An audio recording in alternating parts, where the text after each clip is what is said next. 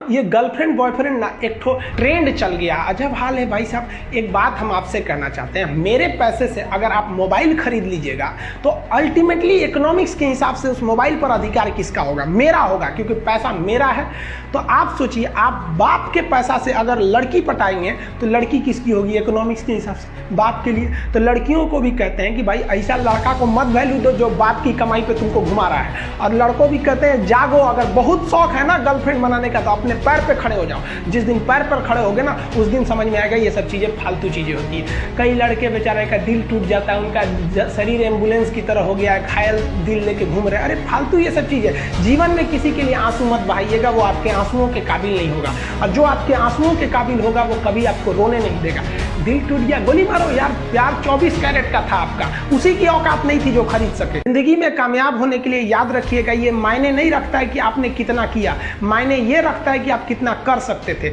जब लंका में पुल बनाया जा रहा था पत्थरों को जोड़ जोड़ कर सीता माँ को लाने के लिए, तो बंदरों के साथ साथ गिलहरियाँ भी वहाँ पत्थर भर रही थी। तो इन सब से कितना पत्थर ही उठेगा। एक बंदर आया तो उठा के फेंक दिया गिलहरी को, भाग यहाँ से, तो इतनी पत्थर बीच में ला रही है। तो मर्यादा पुरुषोत्तम राम के पास वो जाके गिलहरी गिरी, तो गिलहरी को वो प्यार से सहलाए थे ना, तो ऐसा कहा जाता है कि इस पे जो निशान है गिलहरी के पीठ पे वो राम जी का है। राम जी ने उस बंदर को बुलाया और कहा कि देखो तुम इतना विशाल पत्थर उठा रहे हो तो तुम्हारा शरीर भी विशाल है।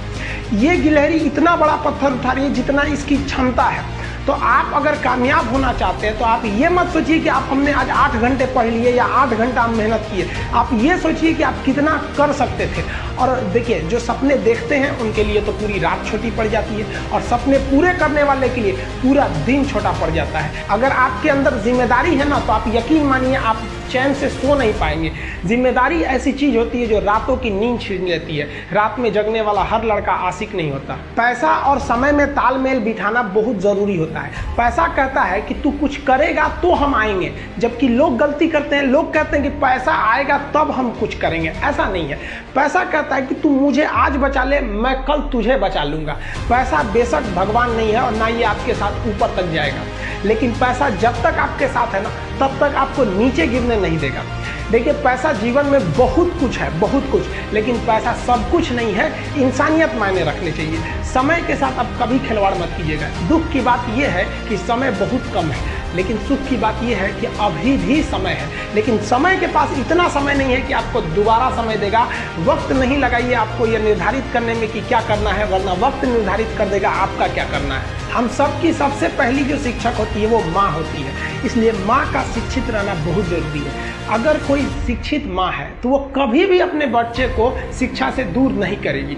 मेरा ये हरगिज़ कहना नहीं है कि जिसकी माँ अशिक्षित है उसका बेटा पढ़ा लिखा नहीं होगा। मेरी माँ आज भी अनपढ़ है, आज भी उससे 1 रोटी मांगते हैं ना तो वो 2 रोटी दे देती है। दुनिया की सबसे अच्छा अलार्म जो होता है वो माँ होती है। आप कहिएगा सुबह 7 बजे उठाने के लिए, वो आपको 6 बजे ही उठा देगी और कहेगी बेटा 8 बज गया आपको। इस दुनिया में आपको सबसे बेहतरीन ढंग से जानती है कोई तो आपकी माँ। वो और दुनिया से आपको 9 महीने पहले से जान रही होती है। कहा जाता है कि मेरे नसीब में एक भी गम ना होता अगर मेरी तकदीर लिखने का हक मेरी माँ को मिला होता है। माँ बचपन से पाल के बड़ी होती है। आइए यही ना है छोटका, बड़ा होके क्या बोलेगा? My wife my life. गजब बबुआ गजब। इतना उम्र पे छोड़ दी रहती माई ने तो कुत्ता नोच के खा गया रहता। बड़ा होके कहेगा माई वाइफ माई लाइफ। कभी भी माँ बाप से आप ऊंचे आवाज़ में बात नहीं कीजिएगा, वरना आपको शिक्षित कहलाने का कोई अधिकार नहीं है। और बाप जो होता है ना, बड़ा खुददार इंसान होता है, कभी बोल नहीं पाता है। माँ तो बोल भी देती है ना, बाप बोल नहीं पाता है। जेब खाली रहने के बावजूद मैंने बाप को कभी ना कहते नहीं देखा। इस दुनिया में बाप से रईस इंसान मैंने नहीं देखा। देखते होंगे कुछ लोग आपके गलत बात का भी जवाब नहीं दे पाते हैं। तो जवाब देने भाई साहब सबको आता है, बीच में माँ बाप का संस्कार चला आता है। और संस्कार बहुत चीज़ होती है। संस्कार यदि आपके अंदर है तो सब कुछ हारने के बाद भी आप जीत सकते हैं। और अगर संस्कार की जगह अहंकार आ गया ना तो जीता हुआ भी चीज़ों को हार सकते हैं।